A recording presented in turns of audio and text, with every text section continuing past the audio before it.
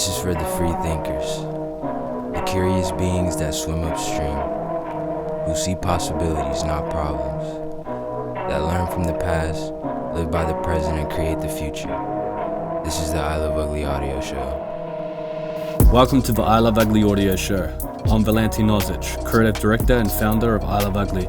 On this episode, we sit down with New Zealand-based UFC fighter Dan Hooker, aka the Hangman. We discuss why he ended up getting into the MMA scene, the highs and lows he experiences in between fights, the intense training regimes, and how he zones in on fight day. I want to be honest, this is one of my most favorite episodes, and I think you guys are going to get a lot out of this, just the way I did. Enjoy. Dan, welcome to the show, man. Appreciate it. Know you're a busy dude, training for your big fight coming up in October. Thanks again for taking out the time today. Just one thing I want to ask you, your nickname, Hangman, how did that come from? Like, how did that come about? Yeah, well, I was just like early on in my career, I was like finishing a lot of submissions. Just grab the neck, finish them up, get them out quick.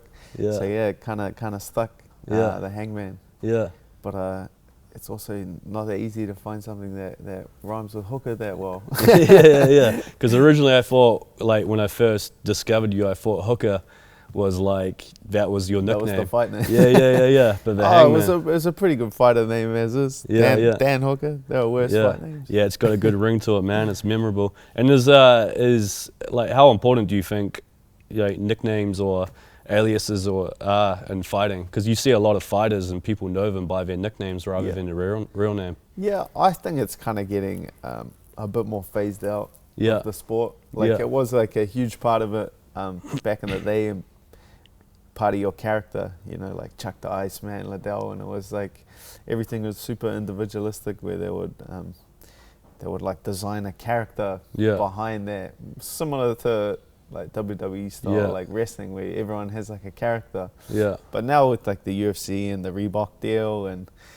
like on our uniforms, it just has like our country and our name. So they're making it more like a national pride thing, and just your name, and keeping it like super plain. So they're trying more to, I think, just like phase out the nickname part of it, which is cool, but it's kind of a bit like it's kind of part of fighting. Yeah, so I think it might take like a very long time to phase that out. Yeah. Well, hopefully yours sticks around there.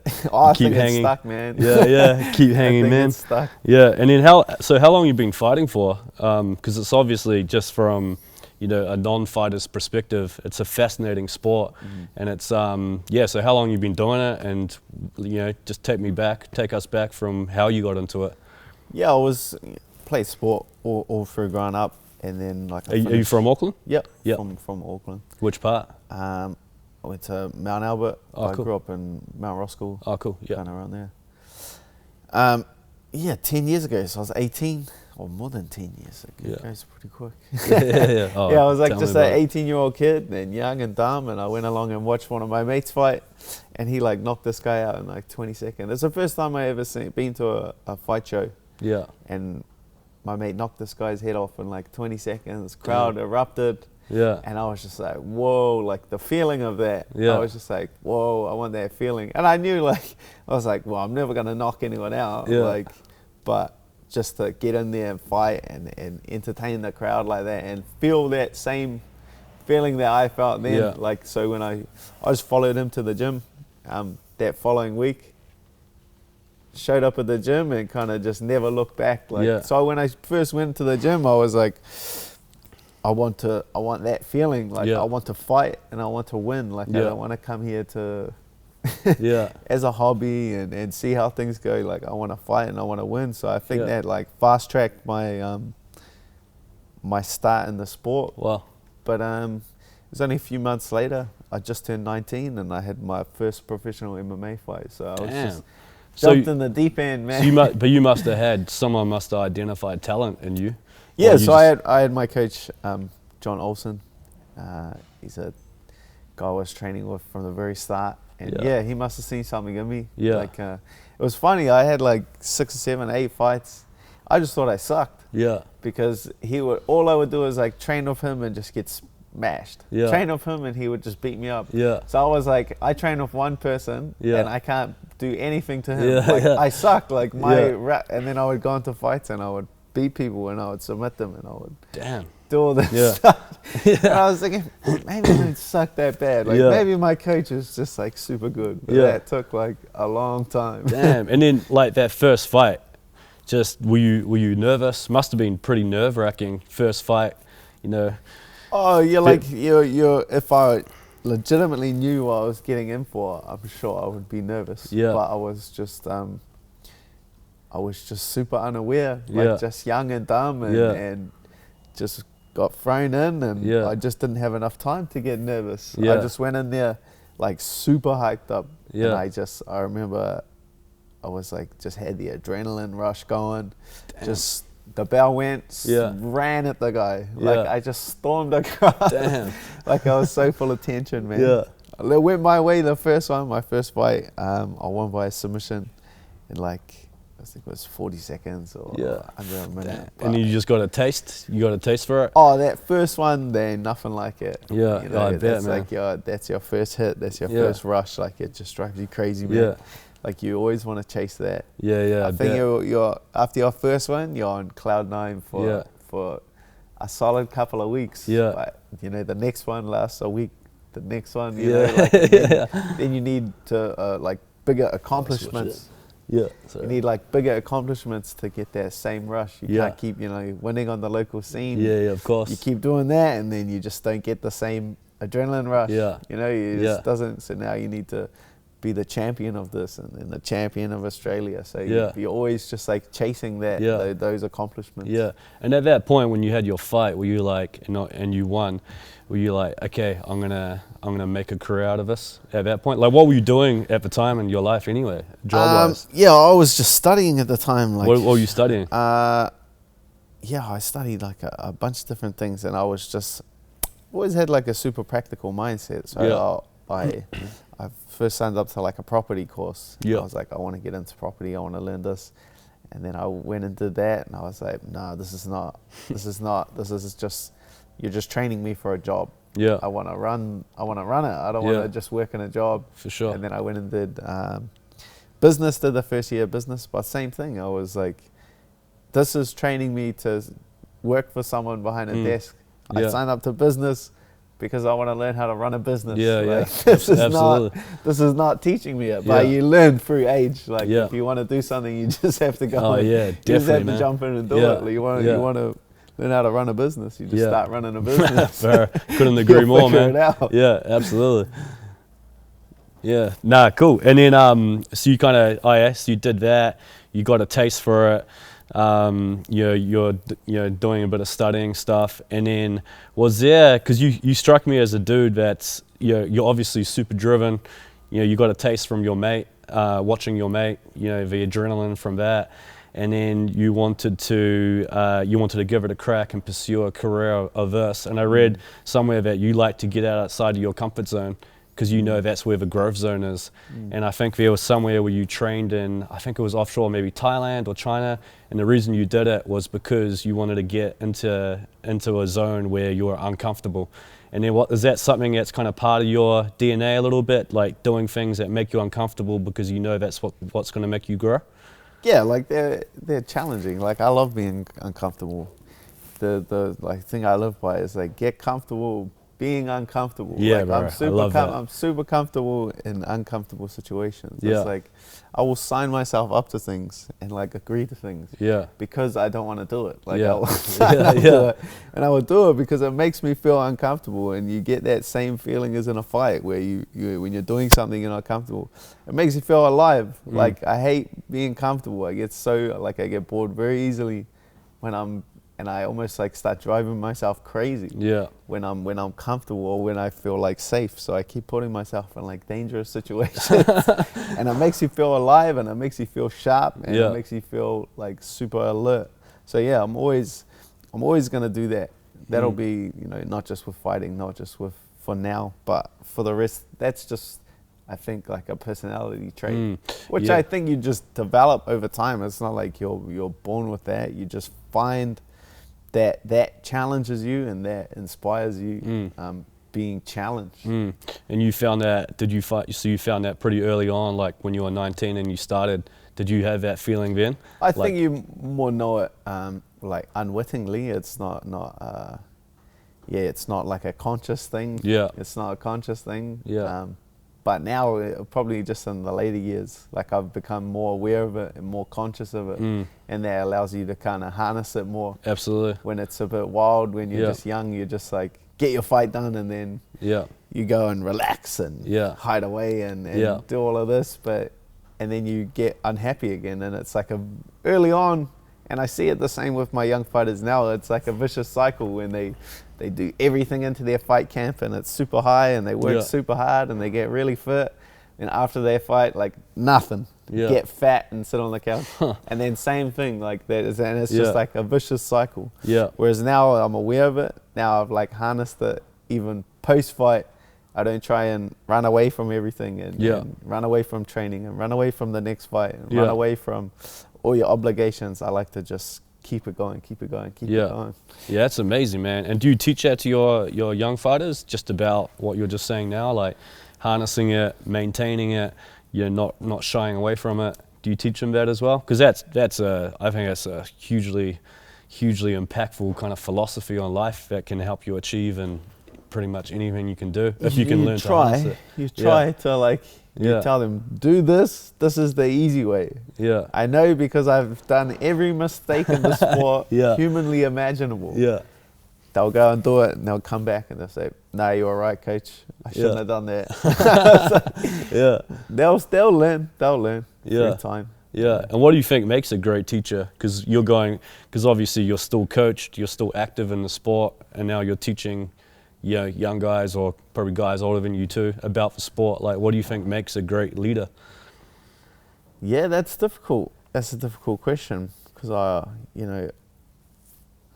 I think I have like a lot of knowledge, and I've always been like super aware, and even though I consider myself like very untalented in the sport, like I'm not even close to probably one of the most successful guys, but super unathletic, super untalented. Really? But that is that just shows all the other stuff that's important, all the work ethic and all the technique. And I would, going and learning from someone, I like to learn for myself, and so if I'm taking things from fighters, if I see like an unathletic guy or like an untalented guy doing super well, well then I want to learn how that guy did it, because he's gonna have the special secret and the sauce, and his technique is right.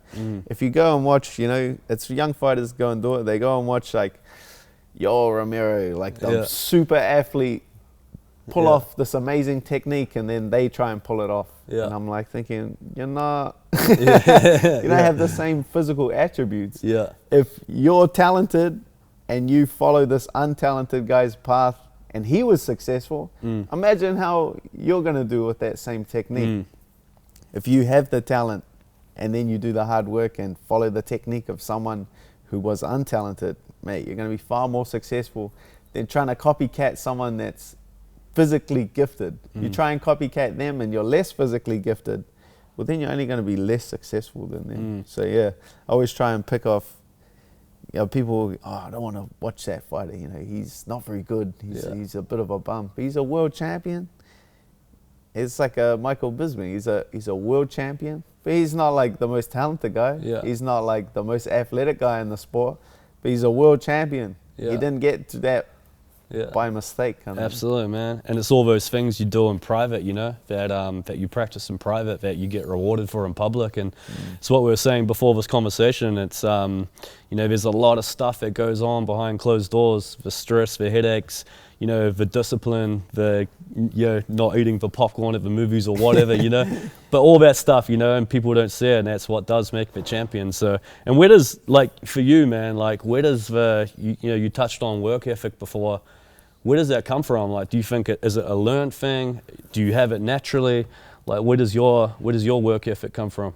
It's like, it's been a natural progression. So it's whatever you're exposed to, you're gonna you're either gonna sink or swim to that level. And I've been lucky that, you know, I just went and saw my friend when I first got into the sport. I just went and saw my friend at a local show. There was like 100 people, and so that's all I wanted to do. So my first goal in the sport was to fight in this local show with 100 people. And then I seen a bigger show. Yeah. And then I went and fought on that one. And then I seen that there were shows in Australia. So I traveled and I fought on that one. So I've always had like just a natural progression. And the same thing with like my training partners. You know, we would train 3 days a week, then 4 days a week. Then I would see guys training twice a day. And I was like, man, I have to train twice a day. Yeah. And I saw the intensity pick up. They're training twice a day, but they're training harder. So then you always like elevate yourself to that level. I think the mistake that a lot of the young fighters are making these days is, you know, they watch UFC and they watch, you know, like Israel knocking people out in the UFC, and they're like, oh wow, I want to do that. I want to be world champion at UFC. Yeah. They show up to a gym and they're like, oh, that's too much work. Yeah, they do a couple sessions and they're like, that's unattainable. Yeah. So my goals have always been super attainable. It's just like a local show. You know, if I train for a year, I can accomplish this goal. Yeah. You could train 20 years to be UFC world champion, and it's still gonna be that's still a super difficult task. So I would always say, like, just naturally progress things over time. And like with you were saying with the work ethic, it's just a natural progression. You can't go from learning the sport to training like a professional 7 days a week, twice a day, 3 times a day. Your body will fall apart. Your body just like naturally calcifies and you get used to it. Just a slow progression. 1 day a week, 2 days a week, 3 days a week, 4 days a week, 5 days a week, 2 sessions a day. Like it's build the habit. Naturally builds it. And it's the same thing with people ask, you know, where'd you get your toughness from? You're born tough. Nah, like the sport, consistency in the sport makes you tough. You're not like born tough or not. Like consistency in the sport, you know, it's not one occasion that makes you tough. It's every battle, every day, to show up in the morning session and then to show up again at night. Yeah, man. And then the next morning. And then, you know, it's that consistency. You just slowly, grain of salt every day, you just get naturally tougher and naturally tougher. Yeah. And it's just, consistency. Yeah, absolutely, man. And that's so true for everything in life, right? And in goals, obviously goals, you're a goal-orientated person. Are you constantly, so you said you set attainable goals. What's an attainable goal for you nowadays? It must be, hugely apart from what it was, say, even 10 years ago. Yeah, I never, like you were saying, you asked me before, you know, did you ever think you'd make a living out of this?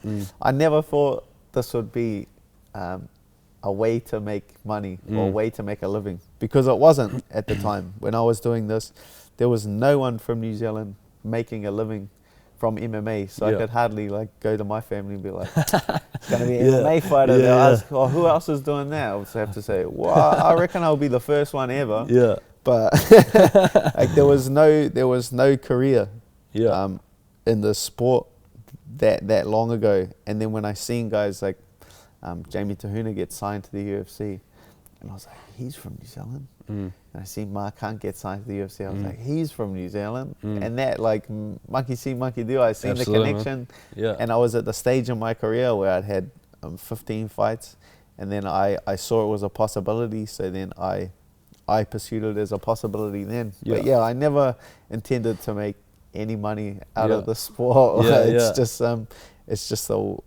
I think that's another key to success, is I accepted like a long time ago that this is my passion, this is what I want to do over money. Yeah. And I've just been blessed with how everything's turned out, and the growth in the UFC and the expansion into the Australian and New Zealand market. It's just, I'm blessed with all of that. Yeah. Oh, definitely, man. And you got to kind of remind yourself, you are blessed, right? Because obviously you did put in the hard work, you created your own luck. You know, you created the man you are today through just, constant perseverance. But at the same time, you're blessed because shit could have gone wrong, right? Yeah, like a lot of my training partners in the the same situations, and they're equally as skilled as me. They're equally as talented as me, but on those end of a knife fights where it might have gone my way, it went the other guy's way in their fights. Yeah. And now they're working full-time jobs. True. While training, and that could have been me in that exact same position. Yeah. Like, that's just the nature of the sport. Like you Wow. go in there every single time and you flip a coin. Yeah. And that's not because I'm any more talented. That's not because I'm any better. Yeah. It's just like those teeter-totter moments, I was just lucky enough that they went my way. So there's a small, percentage of it comes down to chance as well. Yeah, I agree, man. It's pretty cool and humbling that you actually admit that as well. A lot of people don't, but I'm a believer in it as well. We still need a little bit of grace, from whatever you believe in, because shit can go wrong. We could go out and get hit by a car or whatever, so no, that's awesome, man. And then in terms of because obviously it's such a high adrenaline sport, it must consume your whole physiology and also your just your mind as well. How do you relax from that? Because obviously you've got your family now, and your daughter, but how do you just kind of just clear the mind? Do you meditate? Do you do any form of meditation, or how do you do that? Yeah, that's a very good question, and I get asked that a lot. How do you wind down from that? How do you do you meditate? Do you do this? That is my meditation. When I go to training, and I go to sparring, and I'll me and my friends beat each other up for a good hour and a half. Yeah, I'm at no more peace with myself than after that. Huh, interesting. I can carry on the rest of my day with a smile on my face. If you told me, tomorrow, say I didn't have a fight, but if you told me tomorrow, here's a plane ticket for you and your family, you can go sit on a beach for the next 2 weeks, I'd just be like, oh, boring. How am I gonna train in the beach? And I would just be sitting there super agitated that I was just sitting on a beach doing nothing and getting fat. It's just not how I find my peace. Yeah. I find my peace through fighting, through that engagement. I am at no more peace than I am now. Yeah. Just finished a hard session. Yeah. I got another hard session tonight. I got another hard session tomorrow morning. There's no end to that. Yeah. And then I have a fight in 5 weeks. I'm calm. I'm super at peace. They interview me fight week. I'm super happy. That's the happiest you're ever gonna see. It's because I'm about to get in there and compete with someone. It's that moment is genuinely what I love to do. And the sport is how I find my balance. And it's how I find my peace. When I get injured and when I can't train and when I can't fight, I'm very agitated. I'm not. I ask my wife, I'm not a happy camper when I can't go and train. So that's my meditation, man. Damn, man. That's and do you think is that a bit of a rare trait, or a lot of fighters like that? I think a lot of people they know it unwittingly. I think that aspect of it. That's the passion of it. That's the love of it. And there's no way that you can be successful in this without the passion and without the love for it. And anything, right? Especially, So even you got training tonight, tomorrow, it's grueling, it's difficult, you're burning, but you still love it. Yeah, so you don't focus on that, you just focus on how much you love it. Or at the time, you're like, man, this sucks. But when you're just burning and... a bit of both, and then as soon as I've gone around the merry-go-round so many times now that I know that as soon as this is finished, I'm gonna miss it. Yeah. I know as soon as it's October 7th, I'm gonna want another fight. Yeah. So that allowed that going around the merry-go-round. I'm doing this before because when you first start doing it, you just get you got your fight camp and then your fight at the end. You just want to get it over and done with. You're just like, I just want to get these hard sessions out of the way and then get on to the next one, and then I'll do this and then I'll get in the fight, and then once that's finished, then I can relax. Yeah. And you would do that. Like you would get super tense, super nervous, and then after the fight, get in like a vicious, unhealthy cycle. But now I'm in like a super healthy cycle where I know as soon as this fight finishes, all I'm gonna want to do is train and get in another fight. And you just do it like, what's your rest period like after a fight? Obviously depending on the result of it, right? Me, I'm pretty bad. Like I took a week off from the last one, but that's because I knew that I was going straight back in the fight camp. So I was like, I can enjoy this week completely off. But generally I'll be at the gym probably Tuesday after. Man, like bro. I was not training, but I was as soon as I got back to New Zealand after my fight, I was teaching my class Tuesday night. I arrived back, flew back from Texas, got in Tuesday morning, and Tuesday night I was back teaching. That's amazing. It's just what I love to do, and it's where I'm comfortable and it's where I'm at peace. Yeah. Well, if you can combine something that you love, you make a career out of, and it's also your form of meditation, it's amazing, bro. And then I know this sounds real stupid, bro, but I'm curious. Like, do you get scared before fights, or like what? Tell me, just run me through what goes on through your mind and how do you kind of manage that? And I don't like to tell my fighters, or I don't like to tell people that like I genuinely don't get nervous about the sport. Like one of the biggest things that has like negatively impacted me in this sport is that I don't get nervous. Like I don't. Wow. So I've like walked into fights and just been like, get hit a couple of times, get like into the fight. Round one's finished, and I'm just like, that's right. I'm in a fist fight. Need to wake up. Like, to me, it's like negatively impacted me in that you need nerves. You need nerves to do well. Almost as protection, right? It gets like your adrenaline. It makes you super alert. Like controlling your nerves makes you like super alert. So not enough nerves, and it's like I'm walking in there on a Sunday afternoon at the beach. Like I'm not where I need to be. I'm not like alert enough. So me, I try and now I pick that up and I try to make myself a bit more nervous. Like it's like control it like a tap. I'm like, damn, this is a big deal. You need to, you need to win this fight. Like, you need to pay your mortgage. You need to do this. Like, so I try and build it up now. But finding that balance and everyone's going to be different. Everyone's, some of my fighters get super nervous.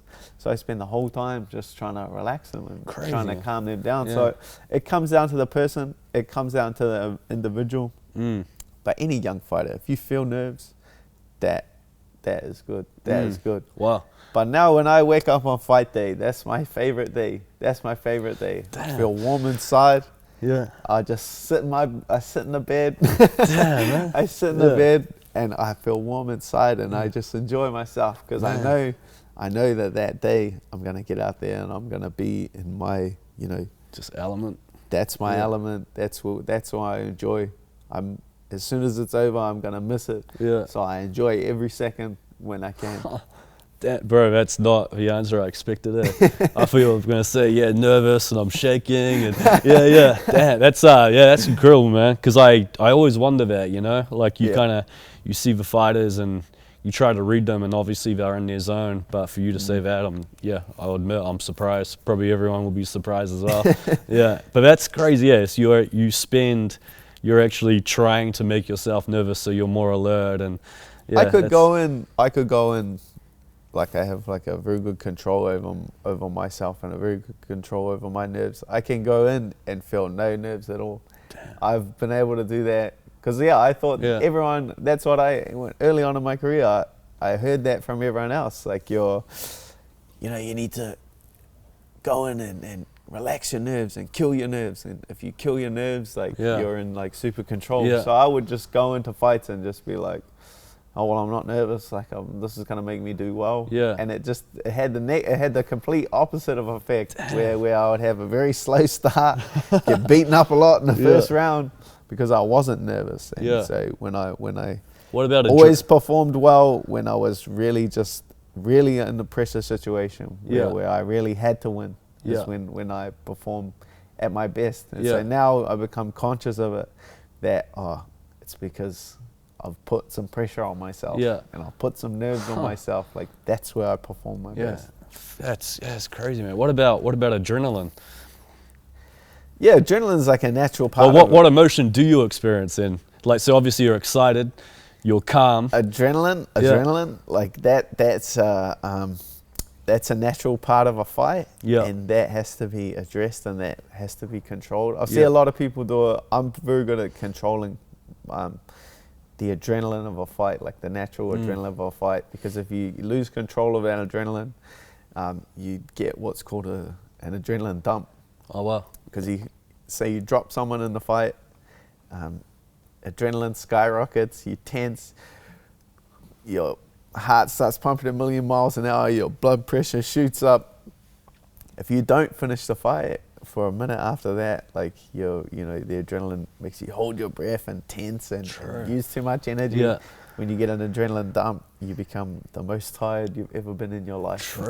Yeah. It's There like is no worse feeling where you're just that arms are the heaviest they've ever been. Yeah. So it's about controlling that adrenaline. And that's why when I hurt people in fights, like I'm very good at finishing because I never let the adrenaline skyrocket. Yeah. I just like control it and slowly increase it to the level where it needs to be, but never lose control of it. Yeah, so you use it as a tool and you harness it and wow. That's incredible, bro. Like just the ability, because adrenaline is also, it's almost such a powerful emotion or whatever you call it, that majority of people just can't control it, you know? That's why they do stupid things when they do get that shot of adrenaline. And for you to be able to really control that, you must have some just amazing mind control. Is that practice? Like when you first, like in the early days, did adrenaline did it intoxicate you and you made stupid things? Or so first fight, it was just full adrenaline. Yeah. I just went out. It wasn't nerves, but I was just had let the adrenaline take over me. And it was just lucky that I finished the fight before I had a chance to dump. Yeah. But then in the next fights, I did the same thing where I just went full adrenaline and then I had the dump. Yeah. And so I've been in there. And I've experienced that, in the second fight. So that's when I learned that you need to control this. This needs to be harnessed. And it's just about, when you do take your losses, is being super honest with yourself about what went wrong.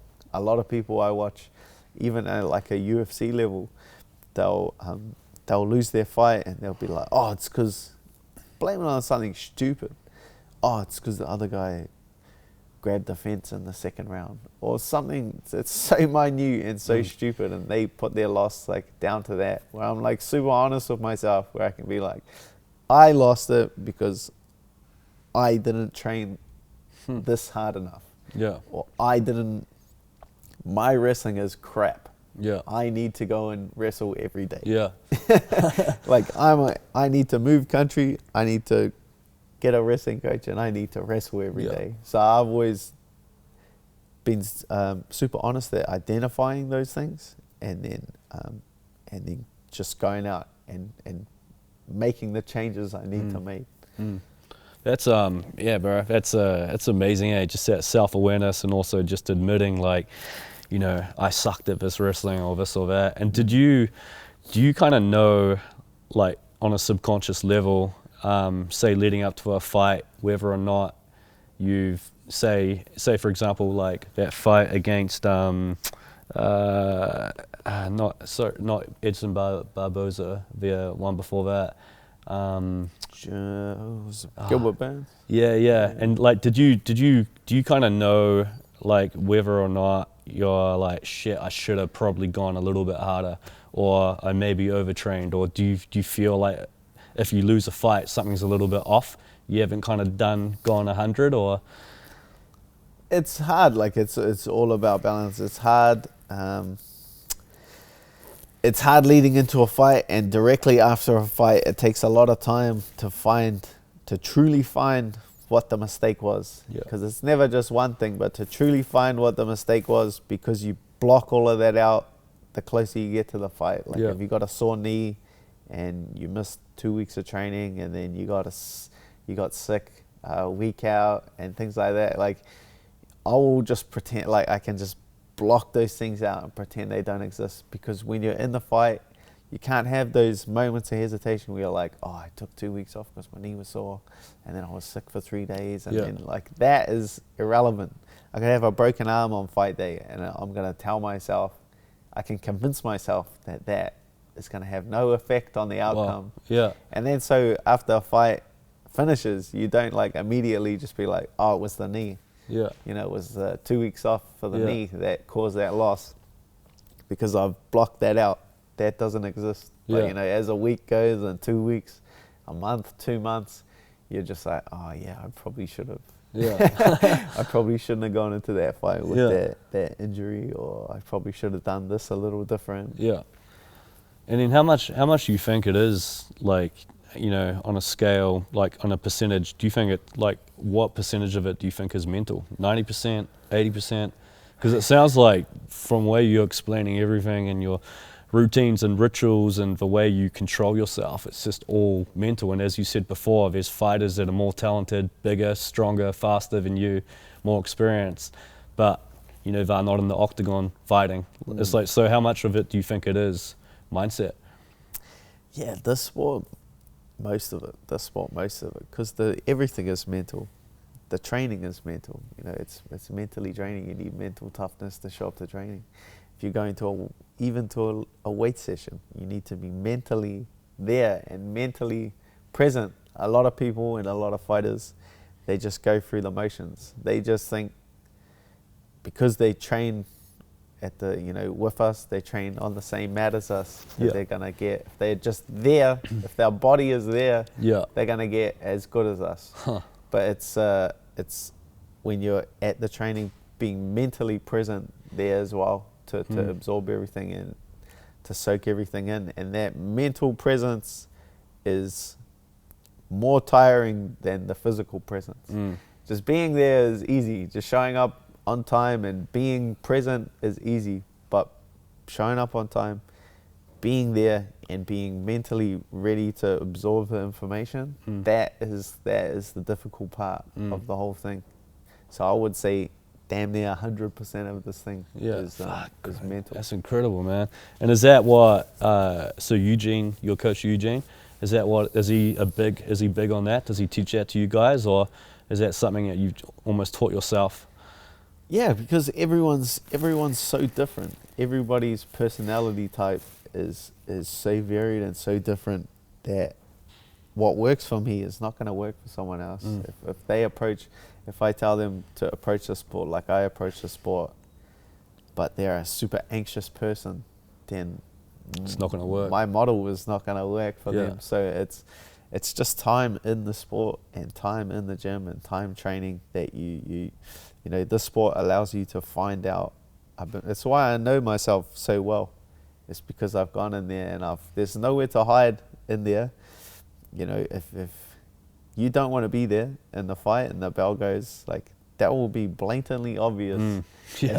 Really quickly. Really quickly, it'll be obvious, like, your personality traits. Like, there's no lying about anything. There's no lying about being a tough guy or anything like that. You're going to find out 100%. So I've used the sport to find my personality out and to better know myself. Yeah, and do you feel now, since you've learned all these principles, you can carry that through into your, you know, life outside of the sport and succeed using the same thing? Because obviously you've opened up your own gym, so now you're a business owner. Are you applying a lot of what you've learned in the sport into that, like the kind of life principles and mindset stuff? Because obviously, you know, having a business owner is a bit of a, you know, that's a bit of a beast in its own, you know, that's a sport in its own. Yeah. Just all the moving parts.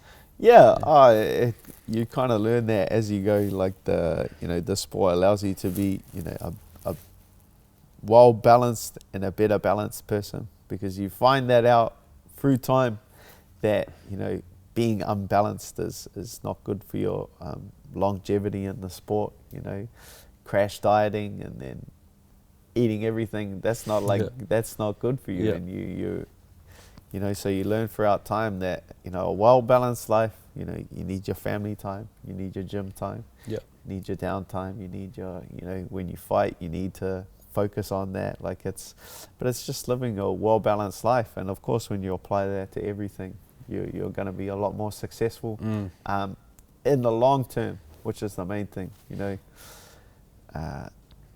people just think about their fight career and they think that that's like a very short period of time. But thinking the long game, like I've always thought, the long game, and that's something that my coach Eugene, he says, it's always about the long game. It's never about sacrificing your health for short-term gains, to win a couple of fights. We're not going to train like this. We're not going to just, if you were to train from someone from scratch, as an example, and you wanted them to win a fight in 8 weeks, and you weren't concerned about their health after, you would just do super hard running, hill sprints, and just spar hard every day. You would just spar hard every day. You will win. You will beat the person in 8 weeks that, you know, just learn technique, 60%, fitness, 20%, and then 20% controlled sparring. But in 10 years' time, the guy who does the hill sprints and the hard sparring, he will be ruined. He'll have injuries. He'll have, you know, probably depression from the amount of headshots he was taking. Compared with the other guy who was doing mainly technique, a small percentage of light sparring, controlled sparring, you know, and a percentage of fitness. So it's in 10 years, that guy will still be competing in the sport and have accomplished a lot more than the guy who was sparring hard. So it's about the long game, and it's about your longevity in the sport is far more important than winning the next fight or a momentary gain. I agree, man. Like when people ask me about helping him to blah blah blah, I'm just saying my number one thing is patience, you know. And so long as you try to get better 1% every day, you know, and play the long term, that's going to compound over 10 years, 20 years.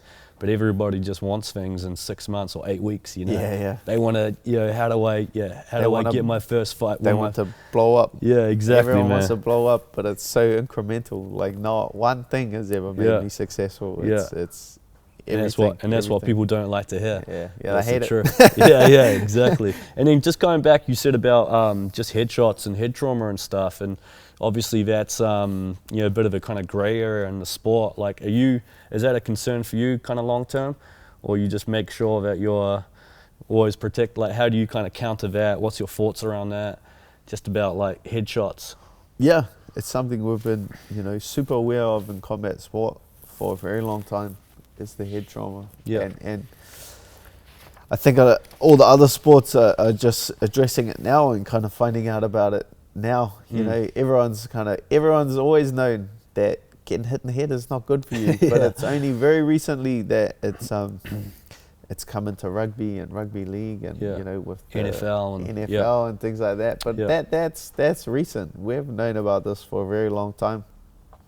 And when I was young and dumb and sparring hard, like that was, you know, that's just stupidity and youth, you know. But once I was more aware of it, I made the necessary changes and I moved to city kickboxing, and I've always been super aware of it. Where the sparring is twice a week and it's very controlled, and you know, we wear the headgear and it's super controlled so that we're preserving it. And if you get a head injury or you're knocked out in a fight, you get stood down for a very long time. Because you were stood down for nine months, and you're... Yeah, I was 7 months. 7 months, So I was not... I was never knocked out in that fight, but I definitely had a concussion. And I went through all the processes in that, because there's like strict processes you follow. Because a concussion is a bruise on your brain. So it's a serious injury. It's like a bruise.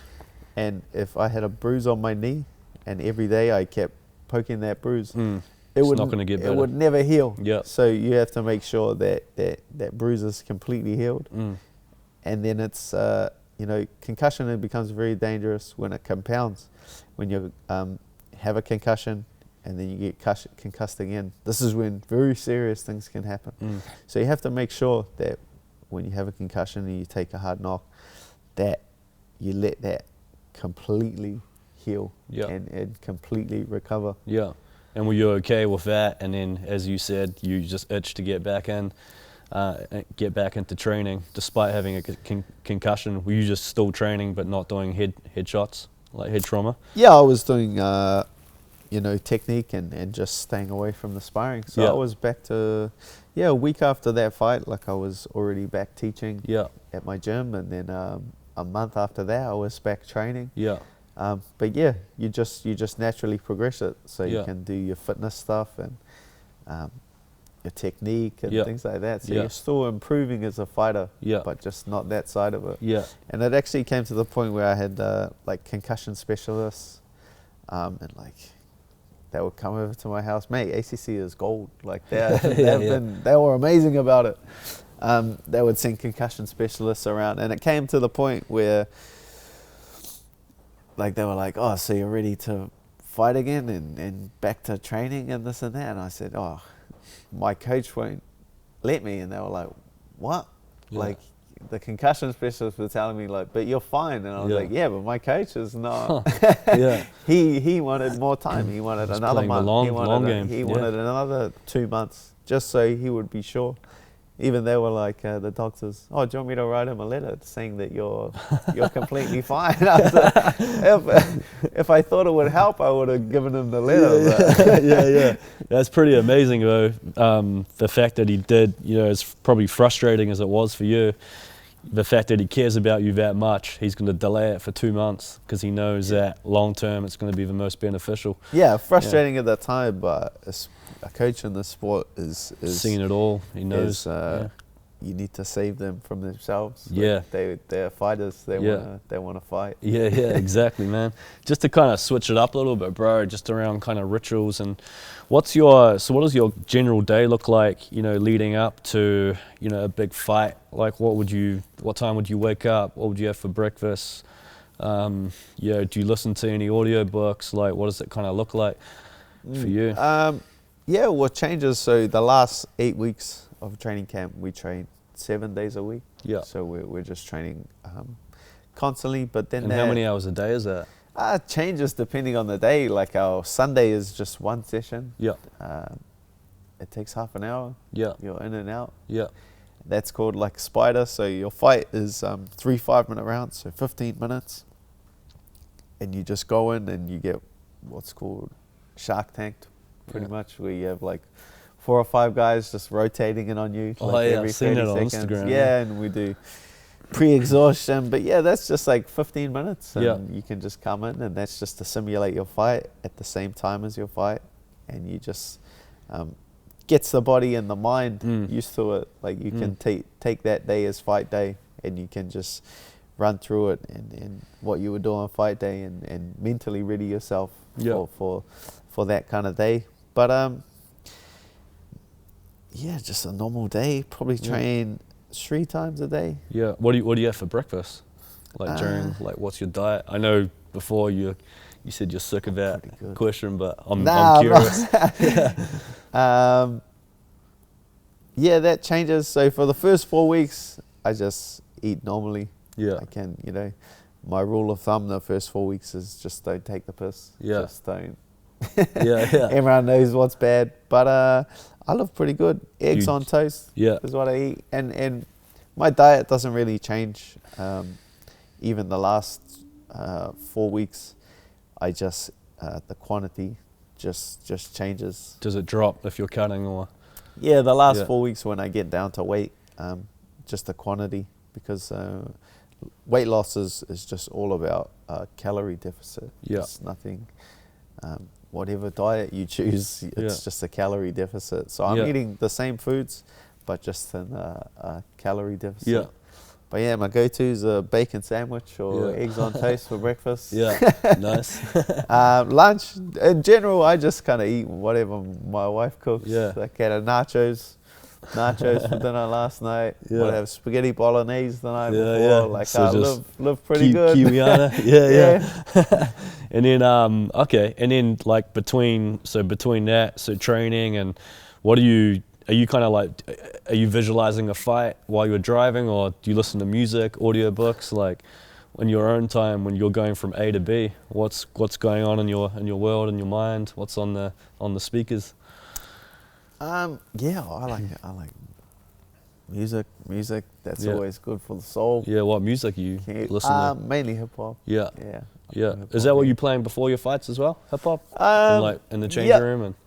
Yep. Yeah. So I got it out back. I generally, fight week, I don't listen to a lot of music. Yeah. I like to stay pretty calm, and music always, that it always changes your mood and changes your Might emotions. get you nervous. Yeah, it just changes like the tension. It does, It changes the tension, or it changes, if you just have your mind, then it's very easy to control your emotions. Yeah. But when music influences your emotions quite a lot. Yeah, and if I you agree. have like something fight week or the last couple of days between fight, and you have your music on like on random, and that has a strong effect to change your change your mind. Yeah. Let's say you see a lot of fighters heading to weigh-ins with their headphones on. I like to go no headphones, because if you're heading to the weigh-ins and let's say I'm just about to walk out and do something or do an interview, and I have a Bob Marley song on, well then we're going to be all right. Like, it's going to keep me pretty calm. But let's say a Tupac song came on, it's going to influence your emotion. And it's very hard to have the control over that as well. It influences your emotions too much. Yeah, no, it's very true. Like it can get you, just hyped up and put you out of character. Because probably during the weigh-ins, right? Like, what's the side of you that you like to bring, like at that point? Like, do you try to intimidate the opponent then, or? I just soak it up, man. I just enjoy it. Like that's when it comes down to the fight and you're in the fight, like you're super. Just focused on the task at hand, and you kind of just block everything out. I can block the crowd out, and I don't see individuals in the crowd. I just kind of treat the crowd as the crowd. And they're just like one entity, which I can control and block out and let in what I feel like letting in. So that's the fight. So when I come to the weigh-in, I like to look at all the individuals and not treat it as like one big audience. I like to soak everything in and see all your fans. Like, that's a moment where you can have a moment of clarity and look around and enjoy it and soak it in before you have to block it all out. For sure. And put the blinders on. Yeah, for sure, man. And then I was listening to the Stylebender Joe Rogan interview, when was it, a few weeks ago, and he was Joe Rogan was basically going on about you for about 5 minutes. I don't know if you heard it, just praising you, man, saying you're just a beast and just incredibly talented fighter, which I thought was, just amazing to hear him go on about someone like that for that long. And he mentioned something that you never celebrate in the octagon when you win. He mentioned that. I don't know if it's true or whatever. Or you said you're cold. I can't remember the exact language, but it's just like almost like emotionless. I don't know. Did you hear him say that or talk about that, or is that true? I'm generally pretty. I celebrated my last fight. I did. I kind of let that out a bit more. I think that's just a thing over time. I've been there before. And like I was saying, my fun is the fight. So when that's finished, I'm just thinking about another fight. Yeah. So depends how the fight played out. Like, there was a lot on the line in the last fight, and I had a lot of people depending on me. So there was a lot of excitement after the last one. And so what do you mean depending on you? Well, no, more just because I had 7 months away from the sport, and that's the longest amount of time I'd ever had away from a fight in my life. Yeah. From when I started training, my first day at training, till that point, I had never taken 7 months without a fight. Wow. Yeah. So I was I just realized how much I missed it, Yeah. you know, leading into that, Yeah. and how much I missed the crowd and miss getting in there and fighting, Yeah. and miss that moment, the whole thing. So that's when a bit more emotion came in. But yeah, I have been known to kind of brush it off and stay pretty calm. And yeah, it just comes down to my ability to control. I used to get wild, man. Oh, really? I used to, after my fight, because no one would ever watch it. Yeah. There was never anyone, like Facebook and that wasn't even around. So you wouldn't even get a video on Facebook after all. I have a lot of fights where my first fight, I didn't even see it. I didn't even see that video till like a year ago or 2 years ago. Really? Wow.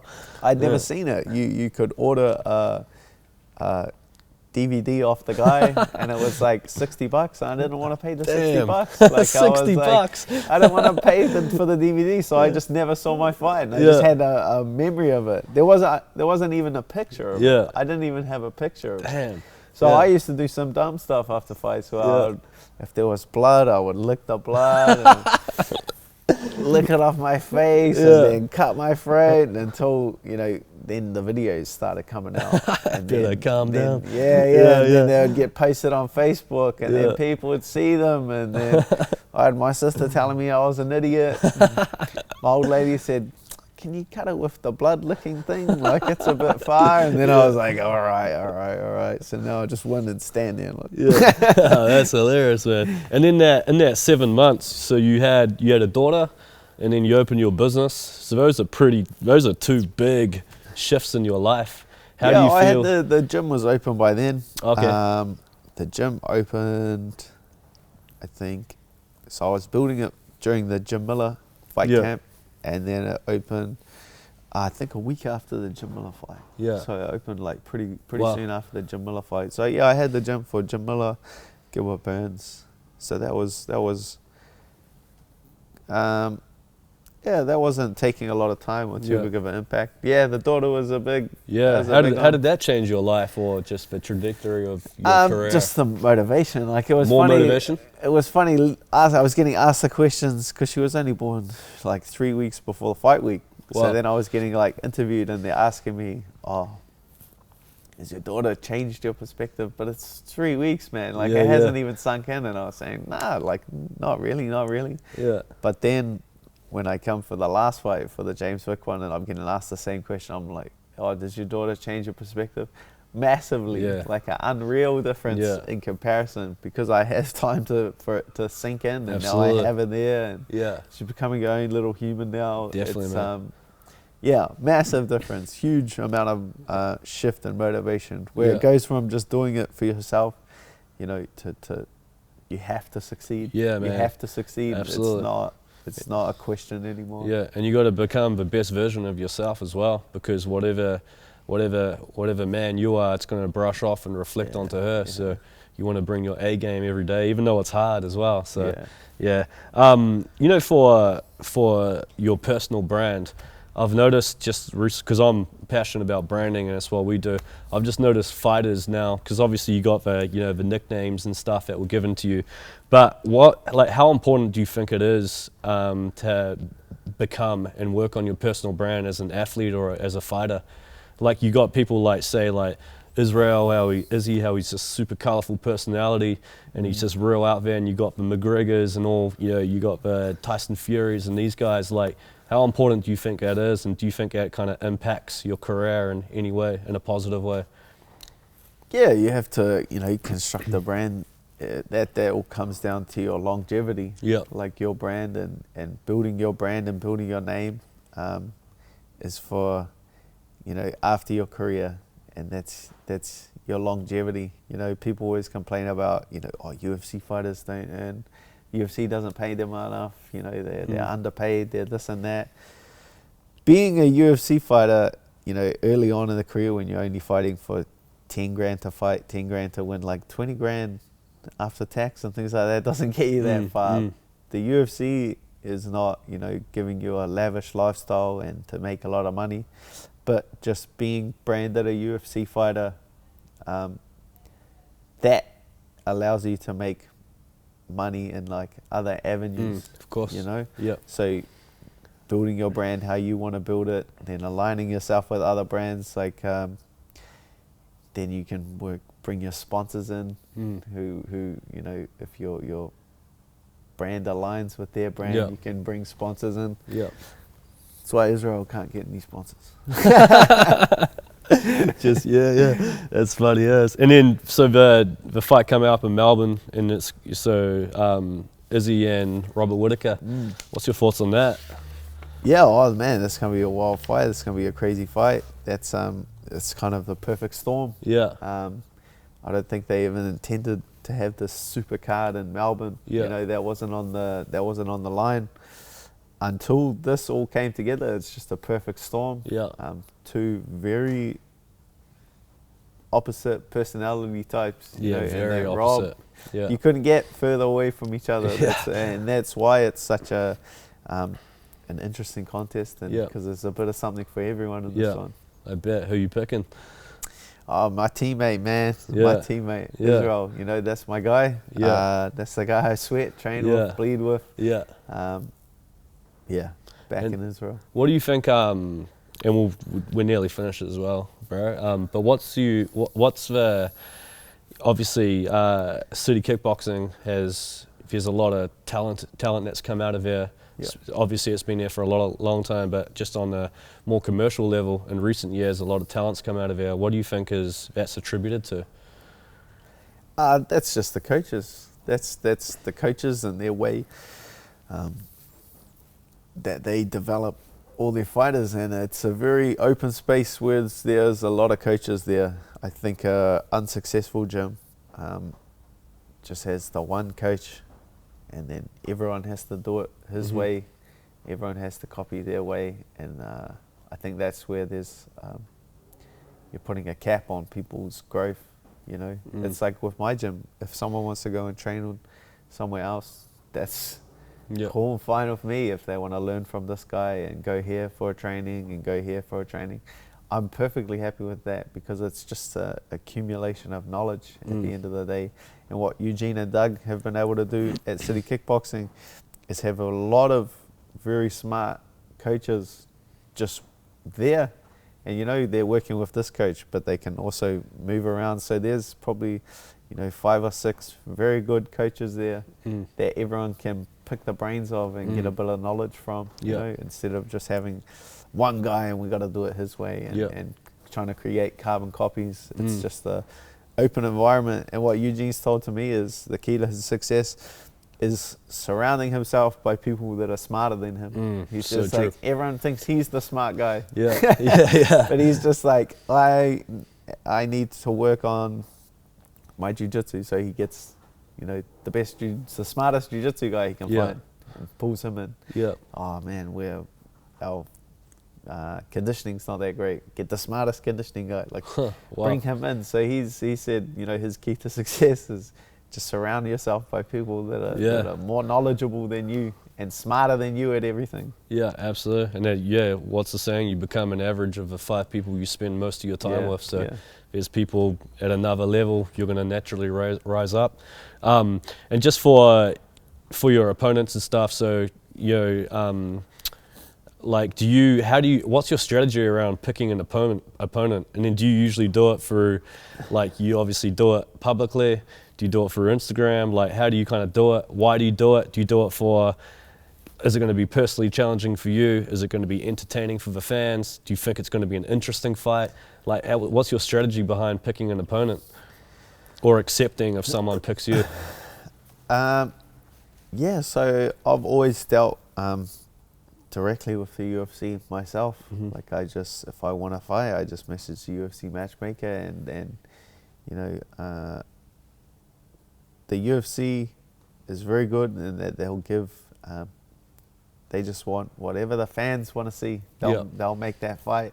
So I learned a very long time ago that if you can get the fans behind something, and if I ask for it, that's one voice. If I put it out there on social media, on Instagram and on Twitter, now I have 1,000, 10,000, 100,000 people asking for it. And that puts a lot of pressure on the UFC to make it happen. So if I want something, I'll ask for it, but then I'll also go out and get the public support and get them to push it behind it. And that really gets it done quickly and gets it across the line. Yeah, interesting, man. It's like you've got like your fan base is just there backing you and almost like helping to pave your career to an extent. Yeah, you know, they're massive help. Like that's how I got in the UFC. Was like I put it out there. I was like, the UFC was coming to Auckland, and it was the first show in New Zealand. Yeah, and I just said, I'm the best guy from New Zealand fighting MMA. Yeah, you can't come to my hometown, my home country, and not put me on the card. This is impossible. Yeah. And then, got a Hangman for UFC, and I had just so many people, like an overwhelming amount of support, and an overwhelming amount of people got behind me that the UFC heard about me, and they heard. So then when I finally just got the matchmaker's email, I just emailed him. I said, hey, I'm Dan Hooker. What do I need to do to get on the UFC? Yeah. And it was like, I got a 3, can you make 145? Because I was fighting lightweight at the time, and that's featherweight. So can you make featherweight? Just a 3-word email back. Yeah. And I just said yes. And the next thing, a contract came through. So I got a 3-word email from the matchmaker, my first fight in the UFC, and how I got my contract. That's a cool story, man. And is that as an organization, are they like obviously pretty amazing to work for? Like, are they pretty good company to work for? Yeah, like I have no should I say? complaints about the UFC, and that's because I've always done it myself, and I've always kind of controlled it myself. If I have ever had a problem, then I can address that. Yeah. And so I feel like I have like a lot of control over my career. You know, you're less of a, as a professional fighter and a prize fighter, you're not, this is just the company you're working for at the time, and you're more of a contractor, and I consider myself a contractor, and I'm contracted to the UFC at the moment. Yeah. But overriding that is you're a professional fighter, you're a prize fighter, and you're going to fight wherever the prize is the highest. So you're making good business decisions, and so I've always just wanted the control of my career. And I'm very happy being contracted to the UFC. Yeah, oh, nice, man. And for your career, how long do you reckon you'll stay being a professional fighter for? Or how long will your wife allow it? As long as my health will let me. And I've said that for a very long time. It's as long as my health, and whatever that comes down to, if something came up, if it was a year, 5 years, 10 years, I will go as long as my body will let me go. Yeah. But when the day comes that it's either your health or this, I'm going off my health. Health, absolutely. 100% of the time. Because you got people now fighting in their 40s, and you got people who are playing professional rugby to mid-30s, and it's pretty amazing to see of that age to go. Yeah, it's a funny sport in that there's so much technique and so much knowledge that you need to acquire that you can continue fighting on, because there's champions at 40 years of age. Mark Hunt was 42 fighting in the UFC. Daniel Cormier at 41. People were fighting far longer because let's say a rugby player at 30, there's only so much knowledge of the game you can acquire.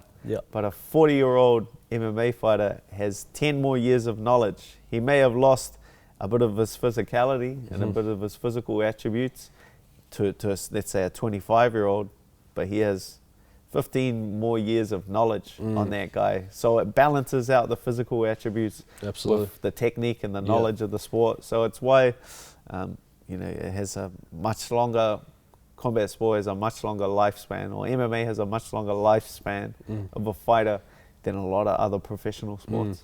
Yeah, which is kind of almost seems counterintuitive, right? Yeah. Yeah, you'd think so, yeah.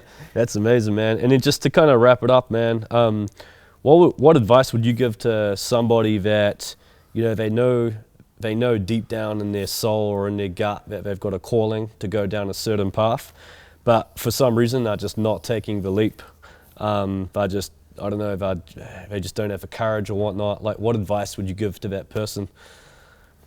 Yeah, I've always been I never wanted any regrets in my life. I'm sitting, that's why I jumped on it at such a young age, because I didn't want to be, sitting there as an old man on my porch. I can see it now. I'm sitting there on my porch, I'm smoking my cigar and drinking my whiskey.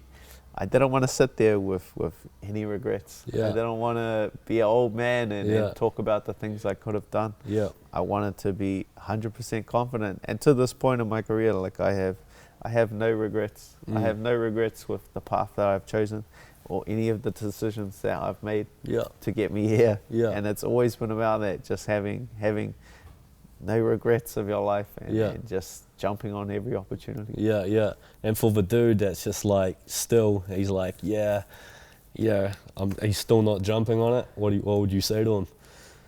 Yeah, it's funny. You would need something. Maybe he needs something to happen. Like he needs to have a child or something. Maybe have some kids. Yeah, have some kids. That's pretty bad advice. Our life's not going great. Have kids. Yeah. Nah, that's awesome, bro. Any closing words?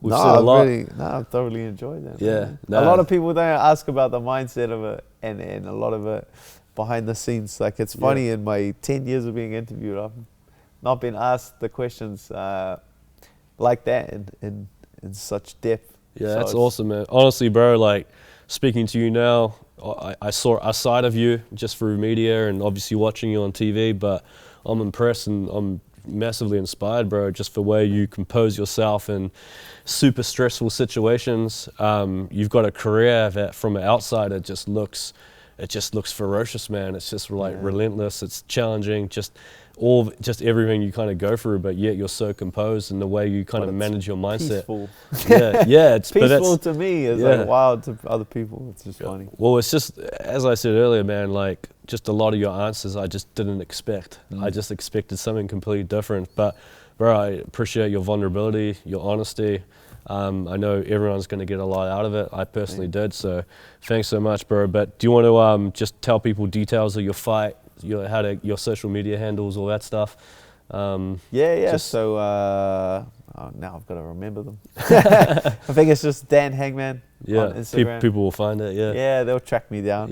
So my next fight is October 6th in Melbourne. Hopefully 60,000 people will be there. Bro. But that'll just hopefully pay-per-view on Sky, man. Catch it, watch it.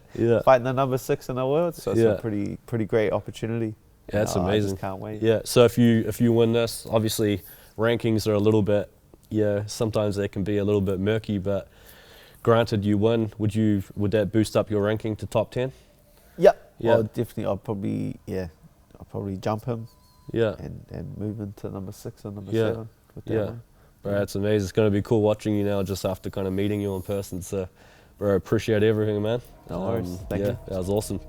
Cool. Easy as, bro. That was me. Thank you, everybody, for listening. If you enjoyed this episode and found any type of value, please subscribe to our podcast, share with your friends, and give us a 5-star review on iTunes to be in the draw to win a $200 I Love Ugly gift voucher. We will be drawing a winner weekly. Good luck and see you on the next episode.